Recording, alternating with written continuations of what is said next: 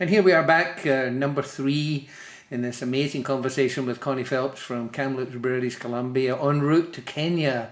So how fun is all of this? Connie, in this component, let's talk a little bit about what you would request of us. Those of us who are in this work, have been in this teaching, are ministers and practitioners who are going to be witness to your transition. How would you want us to support you through this endeavor? Tell us about that. One of the things that I'm realizing, and in talking with global services and the work that they do globally, is going into a third world country and setting up a center. And I have set up 2 centers, one in Toronto and one in Kamloops. Going to Nairobi, Kenya to set up a center, I think is going to be remarkably different. And I'm going to need different support than what I had in Canada to do that. Namely, these people,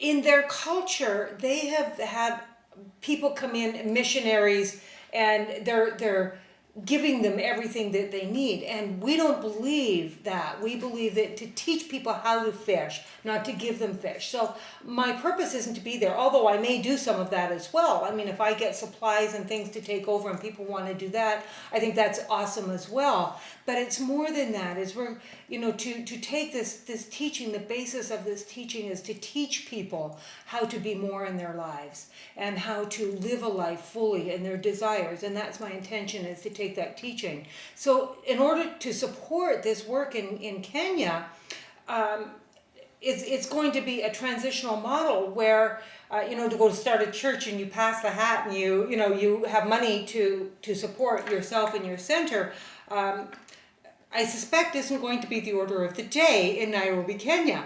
And so we're going to need some support to do that. And so what we are doing is we've got a couple of places where whether you're American or Canadian, can donate funds tax-free. And you can go on to our website, cslkamloops.org. There will be a page on there called the Kenya Project, and you can go on there and you can choose to donate in either American funds and get an American tax receipt, or Canadian and get a Canadian tax receipt for Canadian funds. And those funds will be used specifically to support the work in Kenya. One of the other things that would be really, really valuable is if people have air miles. We will gladly use your air miles for travel to get us to Kenya and some of the supplies that we need. We plan on taking books, CDs, tapes, all sorts of educational material that we're going to need for the work that we're doing over there. One of the ideas we have is to set up an internet cafe while we're there, and that will be a place for them to come to learn and to use the internet to learn more, and also a way for us to garner some income to support ourselves while there as well. Another idea we have is to open a guest house for people that want to come and do volunteerism and stay. We will have a guest house for them to stay in. So that will be another thing. But all of those things require some finances in order to set it all up. And that's where we really need our support from the people that are excited about this project, excited about seeing this teaching move out into the world in a greater way.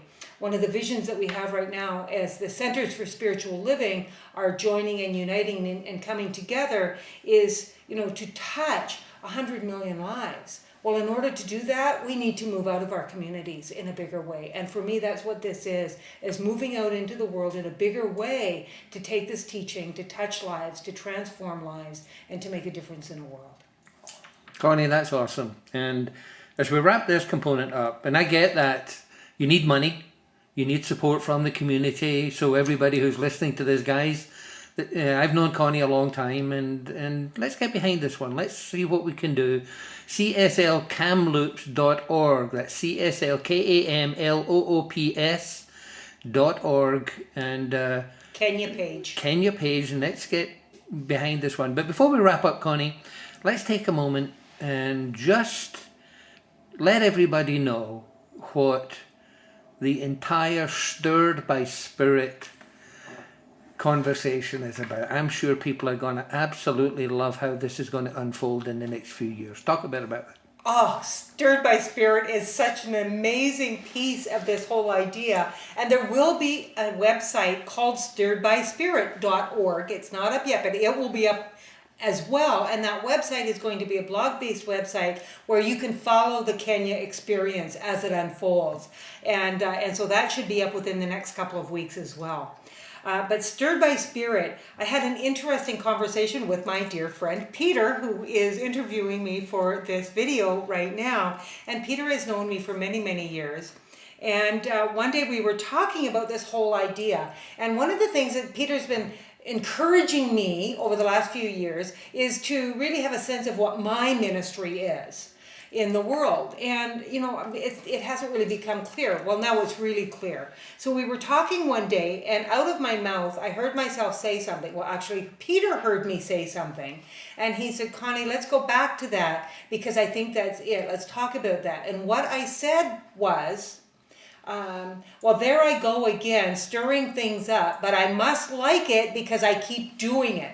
You see, I had the idea somehow in my mind that I was a bit of a drama queen, and anybody that knows me would probably agree with that, that, you know, I've had a tendency to be really, you know, create a lot of drama around me and in my life. And so I had kind of a negative spin on that. But what I've realized is there is never anything negative, and in every stirring, there is something positive. But here's the piece I realized in that conversation was that being stirred was not me doing the stirring. It was spirit within me doing the stirring. Now, we all know that we can stir things in many, many different ways. And this whole unfoldment of the Kenya journey is about allowing spirit to do the stirring by means of me as I move into my life and my ministry in a bigger way, allowing myself to step into that knowingness that I am absolutely guided, guarded, directed, protected, sustained, and maintained, smack dab in the middle of divine intelligence. And that's what it's all about. That's being stirred by spirit, allowing spirit to lead the journey. And that's what it is. Wow. Stay tuned, folks. There's going to be a lot more coming.